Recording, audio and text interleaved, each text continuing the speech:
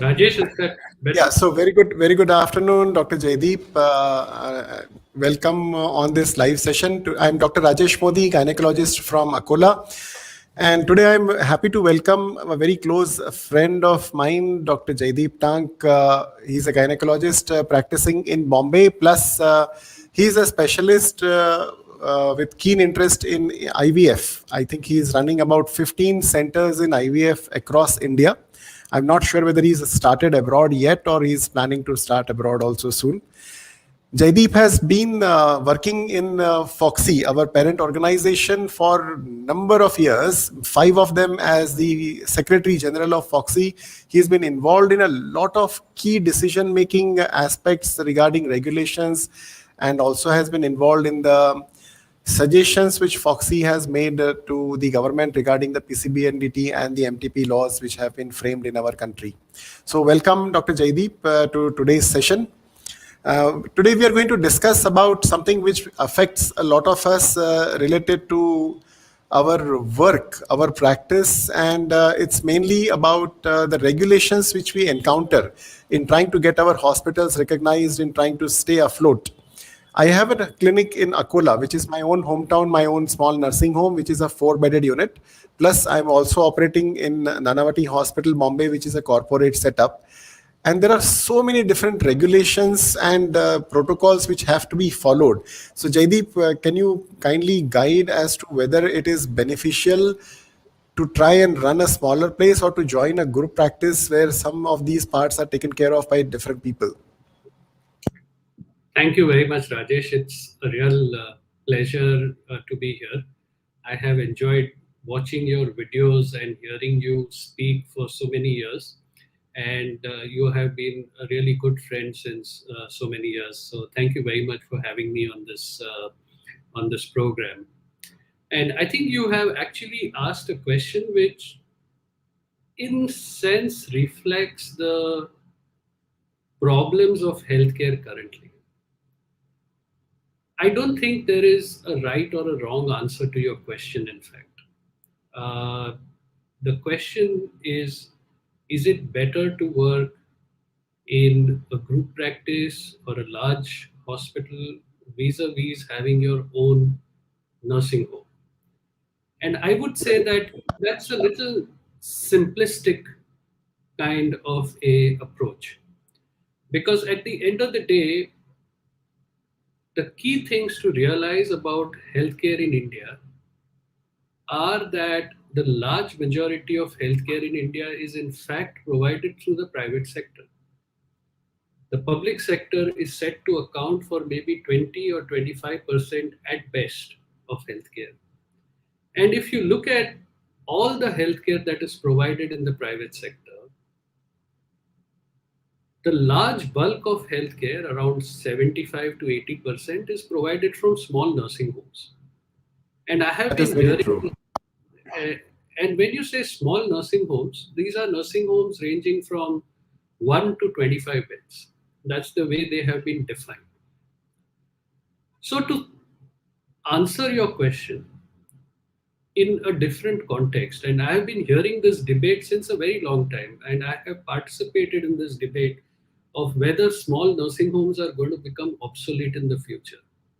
And my strong feeling is they will not, they will never be. And the reason why this will never happen is that the price point at which we deliver service in this country for health is very different from the price point in countries where insurance penetration is very high. We can talk about insurance and its impact a little later, but the fact is that healthcare provision in India happens a majoritarily in the private sector, majoritarily in small nursing homes, and it happens at a price point which is affordable even without insurance. So, will small nursing homes ever become obsolete, and will there be a day when small nursing homes will disappear? I don't think so. I think they will always have a place. Maybe there will be consolidation. Maybe people will start getting together and piling, infrastructure or pooling infrastructure together, but they will never disappear. And I know that I may sound a little sort of a overtly optimistic on this, but I think this is a very reasonable view to take. Is it better to work in a small nursing home, or is it better to work in a big hospital? I think it depends on where you're working. I think you have said it yourself. In Akola, you have your own place. And in Nagpur and Bombay, you're working in a corporate setup. And I think that very clearly establishes the dichotomy of the requirements in terms of capital for setting up your infrastructure depending on your resource setting. So if I were working in a little smaller place, because if you look at the way capital is deployed for setting up a hospital, typically 30 to 40% of the capital goes in acquiring the place, 20 to 25% of it goes towards building the place, and the rest of it goes towards equipment, staffing the place, IT, air conditioning, HVAC, and so on and so forth. So, if that 30% component is reasonable, that means if the land cost where you're working is okay, have your own place. I am a strong believer. Dr. Mehru Ansotia, who was very close family friend of ours. I knew her since I was a child. She used to work at all corporate hospitals, and she always used to tell me, "You should have your own place." It's very nice working in a corporate hospital, but it's not as if working in corporate hospital is devoid of problems. Yes, you get excellent infrastructure. Yes, you don't have the headache of something like the patient coming and telling you कि doctor वो एक number के room में नल नहीं चल रहा है. All those problems may not be there, but at the same time, there is a certain lack of entrepreneurial spirit, and I believe that all doctors are essentially entrepreneurs. When you start your nursing home, now you have your place in Akola, you have to look after it completely. So you are not only a doctor, you are also a healthcare entrepreneur. I have a nursing home in Mumbai. I cannot look after that without having an entrepreneurial spirit. So I think if you join a corporate hospital alone, it little bit at least dampens your entrepreneurial spirit. And without having an entrepreneurial spirit, I doubt very much that you will enjoy medicine as much as you used to. I mean, it's all very good to say that, the joy of medicine, the joy of healing, and this and that and the other. But after a certain point in time, there is a certain monotony which sets in. And it is this entrepreneurial side of our practice which actually gives you the variety. And I think if you lose that, you will probably lose a little interest in medicine. So I Yeah, would but say, the headache which comes up is nowadays that there is a renewal process which has to be done for the hospital compared to when I set it up maybe 10-15 years back. Now, when I have to apply for a renewal, there are so many no objection certificates to be had from the pollution control, from the fire control, from the staff point of view that you have to have a particular number of trained or GNM qualified nursing home staff to be employed. So all these things do put a dampener on the concept that if I have to advise the next generation, if I have my family members, my nephew is doing orthopedics, so if I am looking at his perspective, I would always feel it's better that he joins some nursing home or a bigger hospital rather than trying to set up his own unit. How is the situation regarding getting the regulations done for Bombay? so I think regulations everywhere are difficult. I mean, quite frankly, I would have to say that most physicians who do medicine look upon regulations with a lot of suspicion and with cynicism and skepticism. To tell you the truth, if I have to run my nursing home in Mumbai today, I need something like 27 licenses and permissions, including oxygen, spirit, PCPNDT, MTP, shop and establishment, and so on and so forth. And a lot of these are renewable annually. So you're right, it is a headache and it is a burden. I mean, for example, when the government was talking about public-private partnerships, particularly when they were rolling out Ayushman Bharat, I had said that if you want the private sector to be involved in your public private partnership, a partnership by definition has to be a win win situation. You cannot skew the entire partnership towards the public sector and then expect the private sector to participate on a purely philanthropic basis.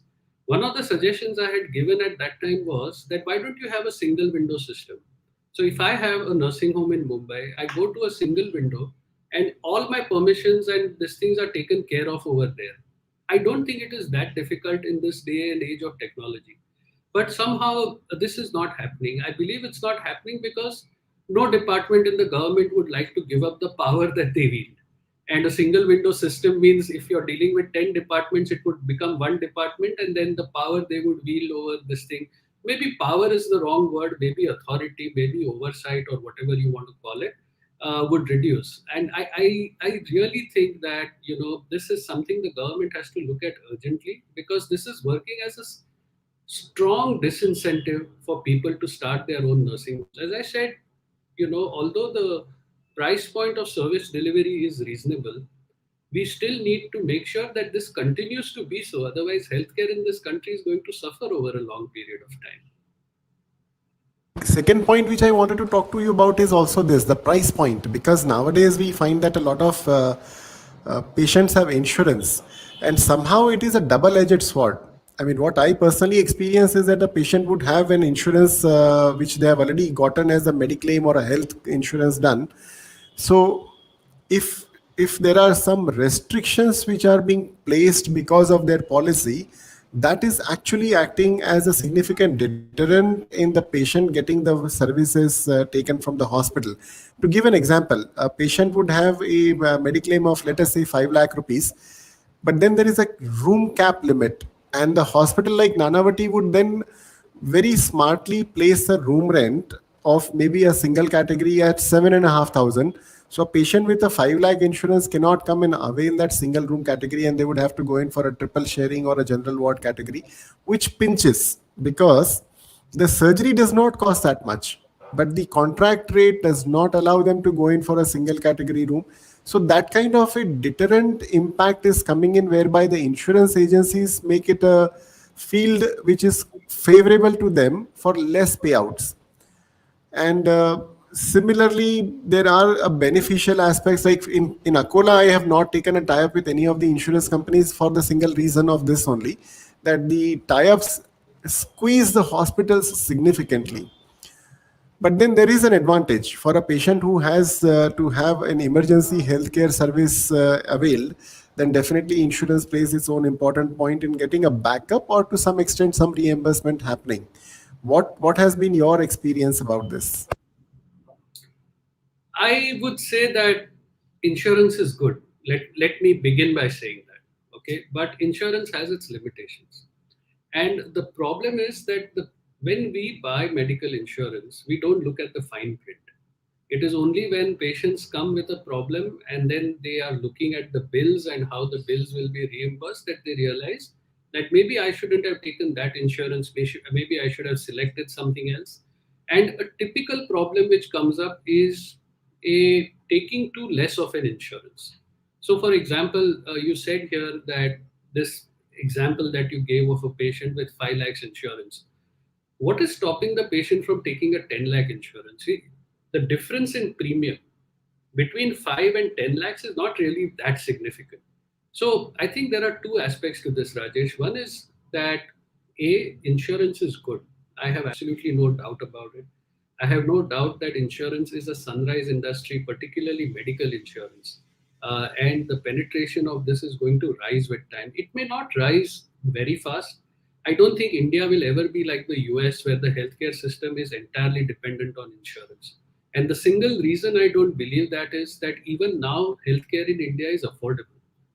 Today, if someone wants to get a hysterectomy done, even in Mumbai, it's possible to get it for 30,000, 40,000, 20,000, and these kind of rates, which is simply impossible in the US. I did my internship in the US, Rajesh, and I remember that when I went to take the written and informed consent from a patient, the bed charges, and this is 25 years back, the bed charges were $1,500 a day. Now, can you imagine how can any average family afford that? Look at the bed charges in our country. In my nursing home, the average bed charge might be 3,000 or 4,000 rupees. Anybody can afford it. So, insurance is good. There are, of course, downsides to insurance. But at the same time, I think you have to be very clever when you purchase the insurance. And I think that awareness is perhaps not there too much in the patients. Personally speaking, we don't do cashless at my hospital. But then maybe that is because we tried it. We tried it for 2.5 years, but it was turning out to be too much of a headache. And all the problems which patients had with insurance were landing on our table instead of landing on the insurance agent's table. So we completely stopped doing cashless. And I have no regrets, to be very honest. I have hardly had a patient, or I don't think I've ever had a patient who has told me that, Jaydeep, you don't have cashless, so I'm not going to get operated with you. I will go somewhere where there is cashless. It doesn't happen. If the patient is yours, that patient will remain yours. I think you have to balance between what you can handle medically vis-a-vis what you can handle in terms of these logistics. So, Rajesh, I'll just come back a full circle and reiterate that insurance is great. The problem is that patients may not necessarily know what to buy. And by the time they need the insurance, it's perhaps too late to revise the insurance at that time. And I think it's very important for all doctors to actually see the insurance policy of the patient before promising them that they'll get reimbursed for it. That is very true. But somehow there is always a skepticism which I have that eventually the dual problem of the regulations as well as the insurance trying to control healthcare is likely to be a deterrent for smaller nursing homes to survive. Like for example, for the regulations point now, the NABH thing has come in that you have to have a quality control, and there are so many points which come up in that. There is a plus point also that it does make you a little more compliant for quality control as it improves the protocols in the hospital. That definitely is a plus point. But everything combined together, like you said in the beginning, that this is more the entrepreneur aspect of the individual. It makes me more inclined to hire a management person to take care of these things rather than bothering about all these matters eventually. We'll move on to the another aspect that Rajesh, I I wanted to. just want to add one thing, and Yes. that one thing I want to add is that it's rather unfortunate that making money in medicine is perceived to be a bad thing, because of this whole narrative about noble profession. And I'm not saying medicine is not a noble profession, but even people who are noble have to eat. So I think this little bit hesitancy or defensiveness which comes into us when we start talking about money is something that we need to get rid of. Somebody has to pay for the healthcare. People keep on saying NICUs are expensive. People keep on saying ICUs are expensive. Hame loot liya and those kind of things. But intensive care is expensive, and somebody has to pay.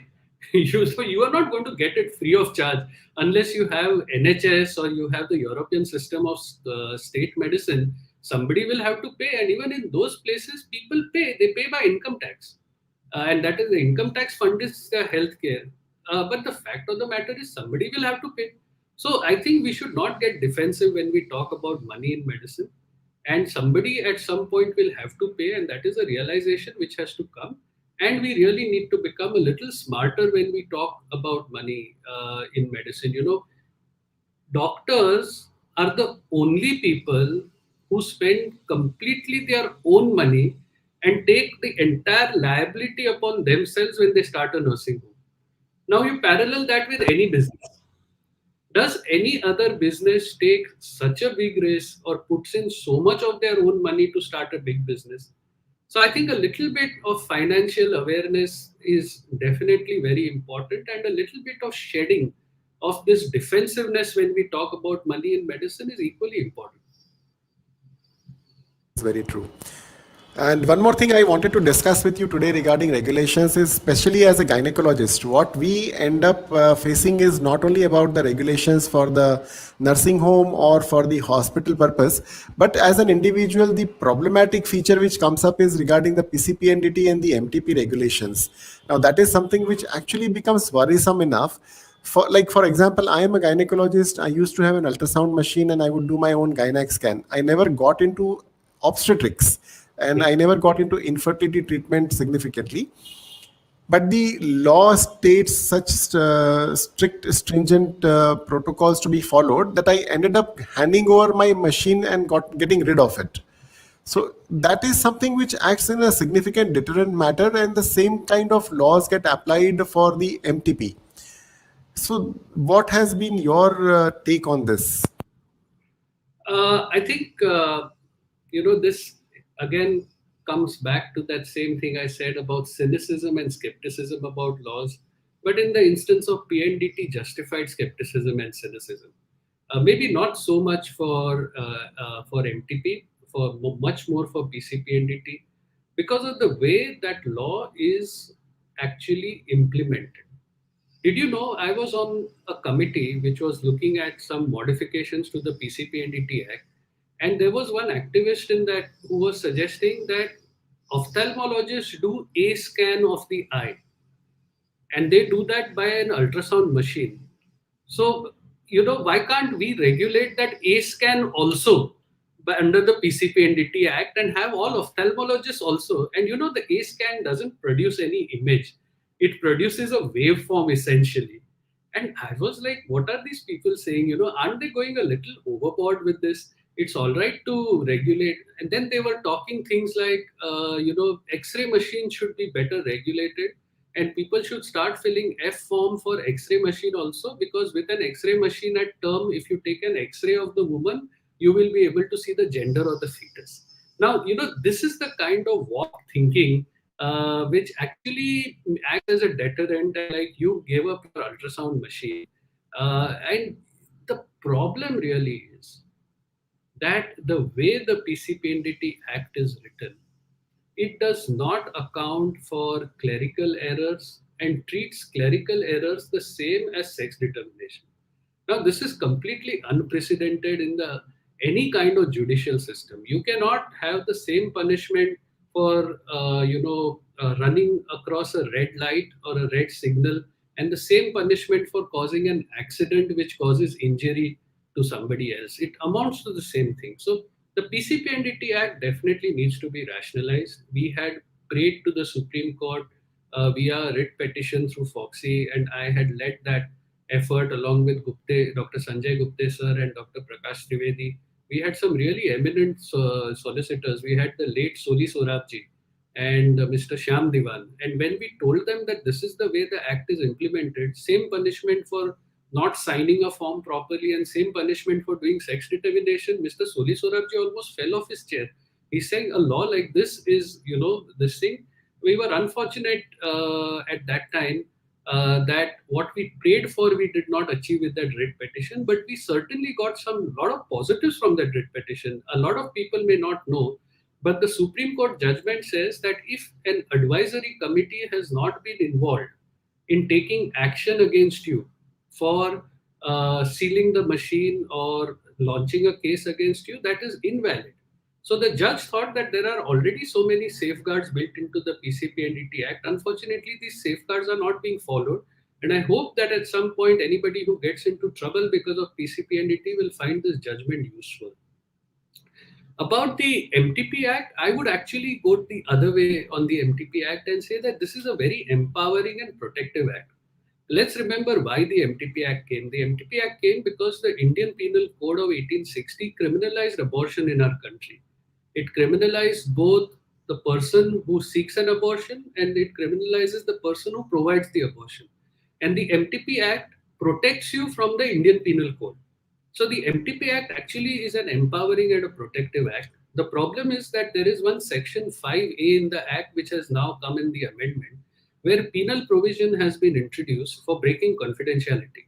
Now remember that service provision of abortion doesn't only depend on the act, it depends on act, rules, regulations and SOPs.